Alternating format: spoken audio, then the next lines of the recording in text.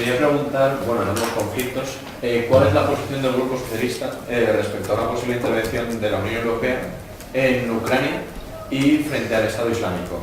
Haciendo, a ver, una clara diferenciación, por ejemplo, en que se habló de la posibilidad, más apoyada por Estados Unidos que por la Unión Europea, de intervenir enviando armamento, al gobierno ucraniano para combatir a los prorrusos. Y frente al Estado Islámico, por ejemplo, es una intervención directa militar. ¿Cuál es la posición del Grupo Socialista? ¿Ha de ser una ayuda, ha de ser una intervención diplomática o militar?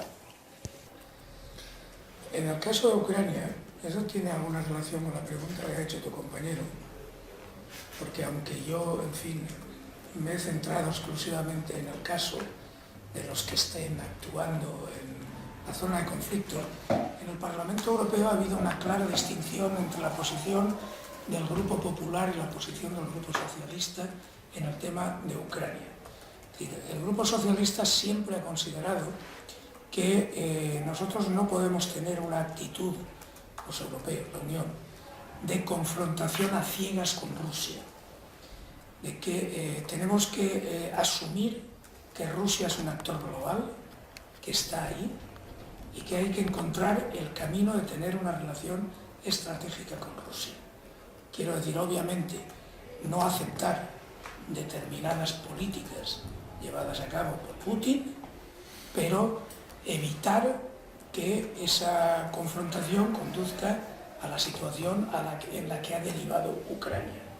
Por ejemplo, nosotros no éramos partidarios de algunas de las decisiones que se tomaron en medio del conflicto ucraniano que condujeron rápidamente a una desestabilización de la zona. Sería muy largo que te lo explicara y es peligroso que haga una síntesis excesivamente sintética, pero digamos que la posición, insisto, exagero para que se entienda, pero exagero solo un poquito.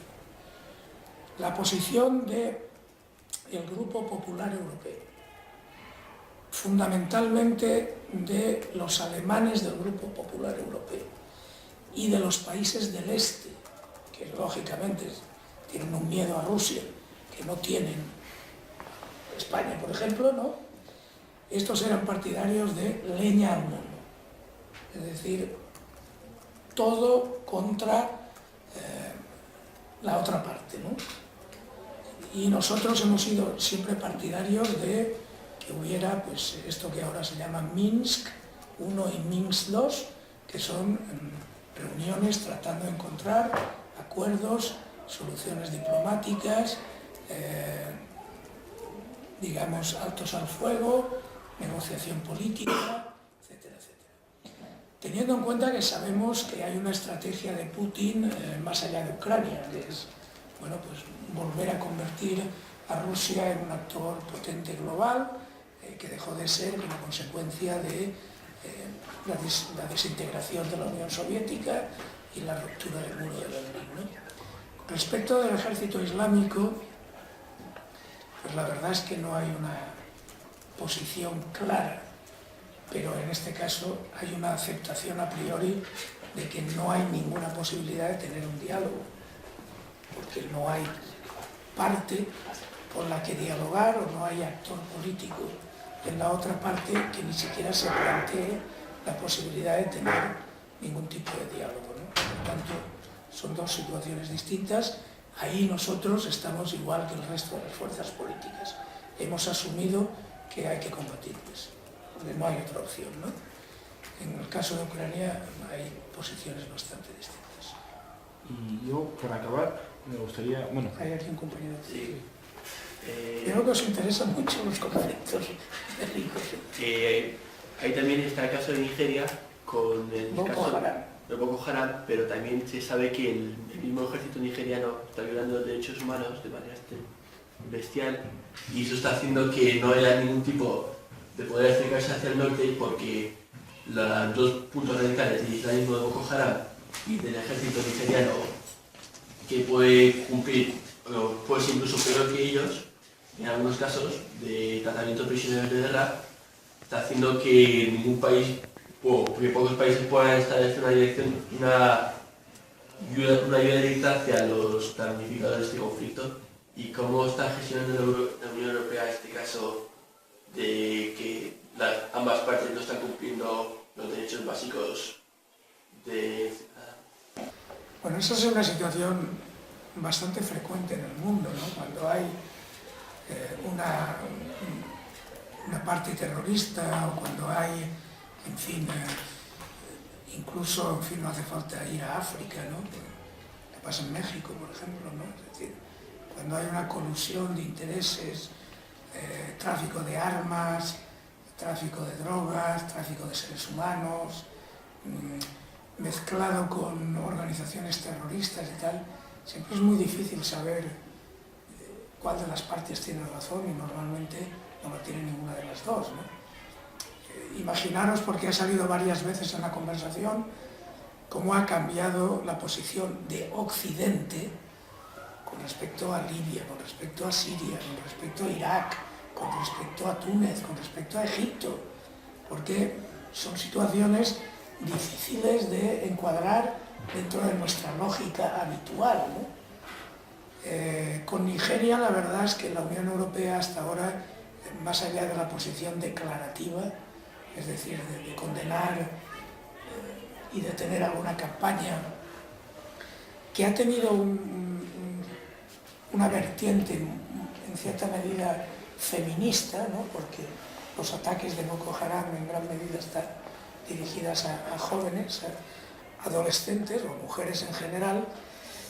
Ha sido un tipo de actividad de denuncia, de apoyo a organizaciones no gubernamentales que estén en el terreno, etcétera, etcétera, pero no una gran implicación, o sea, no una implicación al estilo de norte de África o al estilo de Irak, Siria o al estilo de Ucrania, como en la actualidad.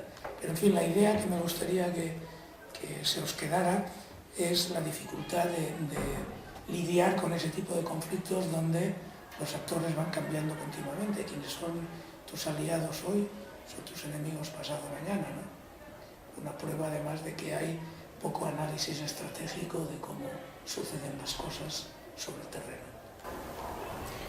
Y bueno, la última pregunta, que es solo sí, no sabe, no contesta, que es ¿Grecia saldrá adelante?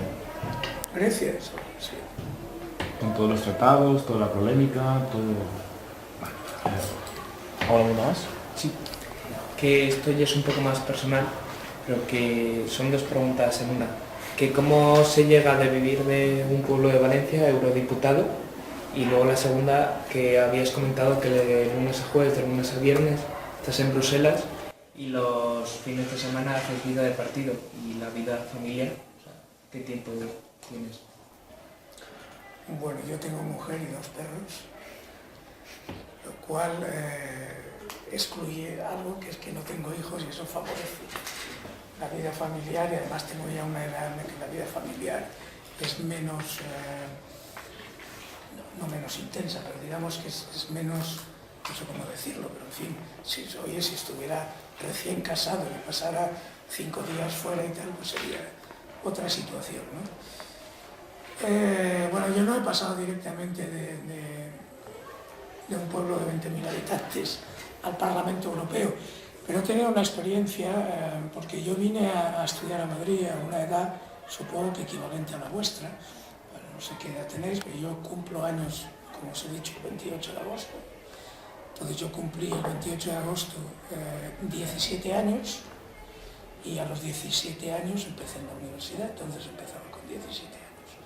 En los primeros días de octubre. Y yo era un becario, yo me vine a Madrid porque la beca de Madrid era mejor que la de Valencia. Mi familia, yo fui el primer estudiante del barrio mío, no ya de mi familia, sino del barrio mío, que estudió secundaria. Desde pequeñito sacaba buenas notas, pequeñito de edad, porque habéis visto que lo otro lo he mantenido a lo largo del tiempo. Y entonces vine a Madrid con una beca, con un camión de naranjas que me dejó en Legazpi, que entonces era el mercado de frutas. No conocía a nadie en Madrid, no había estado nunca en Madrid. y no sé cómo fueron mis primeros 15 días en Madrid porque los he olvidado. Significa que mi cabeza me ha hecho olvidar los primeros 15 días que pasé en Madrid. Pero bueno, a partir de entonces, pues digamos que mi vida ha ido cambiando poco a poco, dando saltos de distinto tipo, ¿no? Acabé la carrera con 21 años, la acabé en junio, en octubre era profesor en la facultad, o sea, nunca he estado en situación de paro, siempre he tenido trabajo, saqué las oposiciones muy rápidamente, me fui a Estados Unidos, y todo eso, pues en fin, ha ido cambiando. Lo que más he hecho en mi vida, lo digo por si alguno de vosotros tiene tentación alguna vez, es eso que en inglés se llama speech writing, que es escritor de discursos. Es decir, yo he escrito discursos por un tubo, y además discursos, por supuesto, a ministros, por supuesto a presidentes de gobierno y alguna vez al rey. Es decir, yo he escrito discursos por un tubo.